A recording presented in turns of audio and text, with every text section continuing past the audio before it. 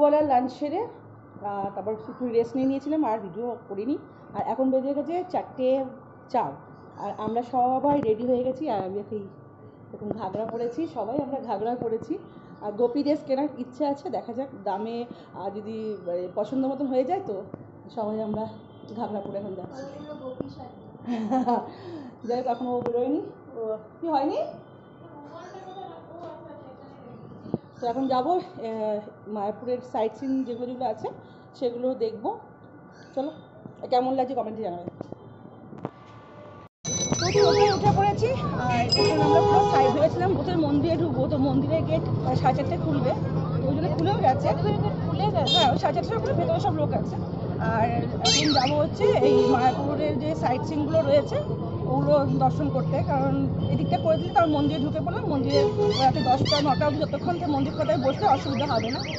আর টোটো ভাড়া হচ্ছে 200 টাকা। তো চলো দর্শন করা যাক। এই ওই দোকান, আমাদের প্রথম মন্দির যেটা দর্শন করতে আমরা এসেছি সেটা হচ্ছে মায়াপুর মদনমোহন মন্দির, গৌরীশ্রম আশ্রম। চলো, কি আছে, শুজ খুলে আসতে হবে। আর এখানে যেহেতু ফটো তোলা নিষিদ্ধ আছে তো এইটুকুনি, চলো ভেতরে পরিক্রমা করে নিই। মদনমোহন ঠাকুরজির দর্শন হয়ে গেছে। আর এখন এবার যাবো, এবার কোথায় যাবো দাদা? নিমায়ের জন্মস্থান। এবার আমরা চলে এসেছি ভগবান শ্রী চৈতন্য মহাপ্রভুর জন্মস্থান। আর সবাই বলে নবদ্বীপে ওনার জন্মস্থান, কিন্তু এখানে লেখা আছে এখানে শ্রী মহাপ্রভুর জন্মস্থান। জানি না কোনটা কি আছে। আর এই যে শ্রী ভক্ত সিন্ধু। চলো ভেতরে যাওয়া যাক।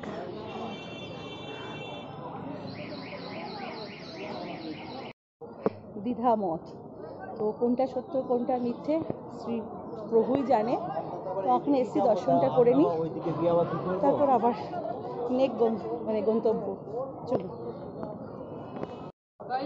মহাপ্রভু দর্শন হয়ে গেছে।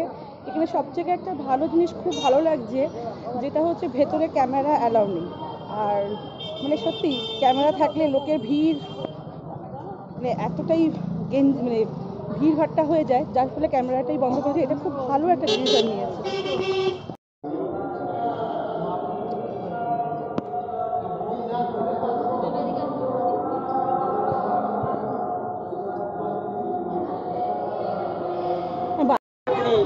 বিদণ্ডী সন্ন্যাস গ্রহণ করেছিলেন অতিমর্ত মহাপুরের পরে, এবং মহাপ্রভুর সন্ন্যাসগুলো আছে দীক্ষাগুরু। যেমন এখন পৌঁছে গেছি শ্রী চৈতন্য মহাপ্রভুর বাঁশির বাড়ি।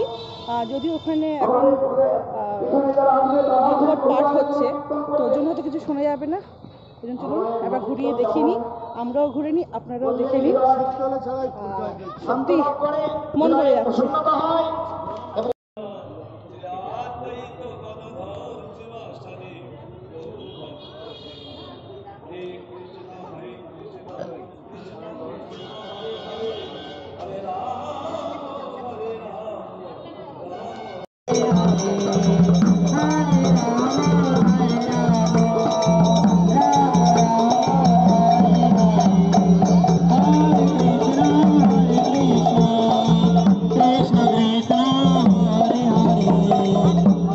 সব জায়গায় ঘোরা হয়ে গেছে, সাইট সিনগুলো আছে। এখন আমরা মায়াপুর মন্দিরে প্রবেশ করেছি, ইস্কনের মন্দিরই এটা মনে হচ্ছে ব্যাক সাইড। আর এখানে টাইমিংটাকে একবার দেখিনি, মন্দিরে ঢোকার সব কিছু। চলো, এই যে মন্দিরের টাইমিং 4:30টার সময় মঙ্গল আরতি, 7টার সময় দর্শন, সব কিছু লেখা আছে। আপনারা যারা আমার ব্লগ দেখে আসতে চাইছেন তো এটাকে একটুখানি ফলো করে নেবেন, আর অসুবিধা হবে না। আর এখানেও রয়েছে রাতের বেলার খাওয়ার, দুপুরকার খাওয়ার, তো এই সব রয়েছে। এটা হচ্ছে গদা ভবনের খাবারের ভোগের লিস্ট। সরি, এটা হচ্ছে গদা ভবনের ভোগের লিস্ট। আপনারা যারা যারা আসতে চাইছেন এগুলো দেখে একটুখানি আসবেন, তো অতটা অসুবিধা হবে না। তো মন্দিরের ভেতরে ঢুকেছি 1 নম্বর গেট দিয়ে। জানি না ক্যামেরা ভেতরে অ্যালাউ আছে কি না, সেটা ক্যামেরা ভেতরে অ্যালাউ থাকে তো নিশ্চয়ই ভিডিও করবো, আদারওয়াইজ কিছু করার নেই। এই আশেপাশে যে ভিডিওগুলো আছে সেগুলোই করতে পারবো। যদিও যদি ক্যামেরা অ্যালাউ না থাকে, ইট ইজ গুড ডিসিশন, এটা কোনো ওয়ে নেই, হস্তক্ষেপ করা যাবে না। তো এখনও আমরা চারপাশটা ঘুরছি, চলো ভেতরে যাই।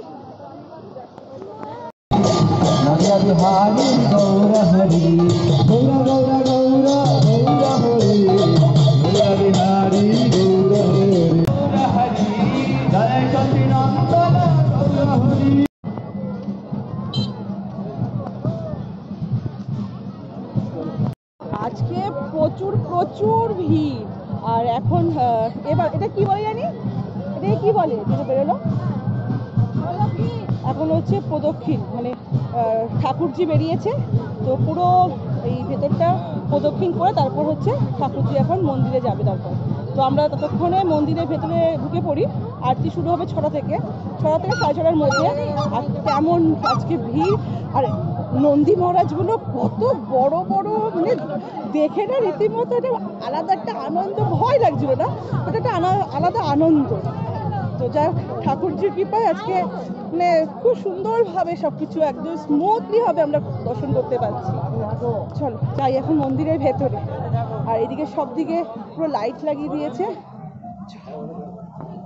এটা হচ্ছে মন্দিরের লাইন, আর দেখুন মন্দিরের প্রচুর প্রচুর লাইন। তো আমরা এখন মন্দিরে প্রবেশ করব না এখন, যেহেতু প্রচুর ভিড়। আর ফোন এখানে জমা করতে হবে, তো কোথায় কি জমা করবে না করবে, ফোন পাবো কি না পাবো সেটা ভয় রয়েছে। ওই জন্য আমরা এখন বললাম, আমরা ডিসিশন নিলাম যে এখন আমরা দর্শন করবো না, যেহেতু আমাদের মঙ্গল আরতি মানে ভোরবেলা 7টার সময় আমরা ফোন টোন রেখে একদম ফ্রেশ হয়ে আসবো, তখনই দর্শন করব, মঙ্গল আরতি দেখবো। আর বলে দিই, ফোন কিন্তু ভেতরে অ্যালাউ নেই, ফোন এখানে জমা নিয়ে নিচ্ছে, তো কোনোভাবেই ক্যামেরা করা সম্ভব নয়। এটা খুব ভালো ডিসিশন নিয়েছে।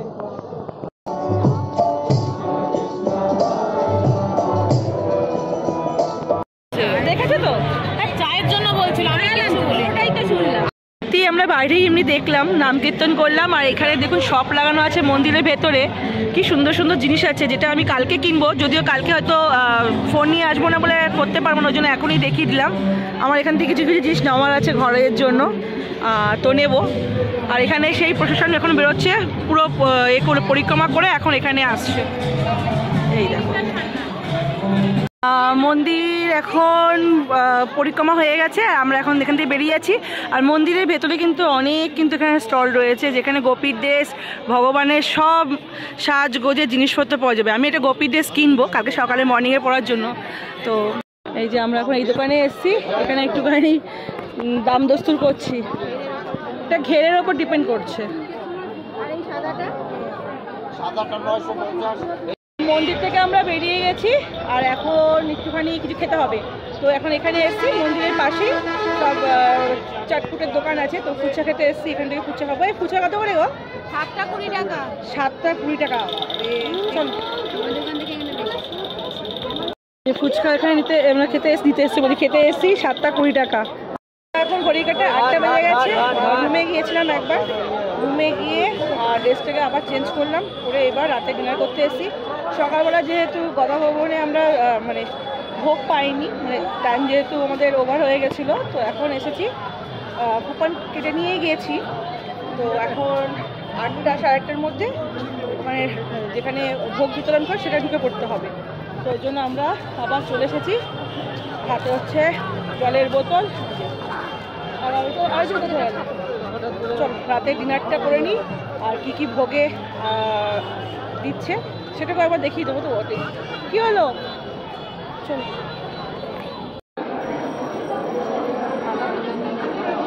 হ্যাঁ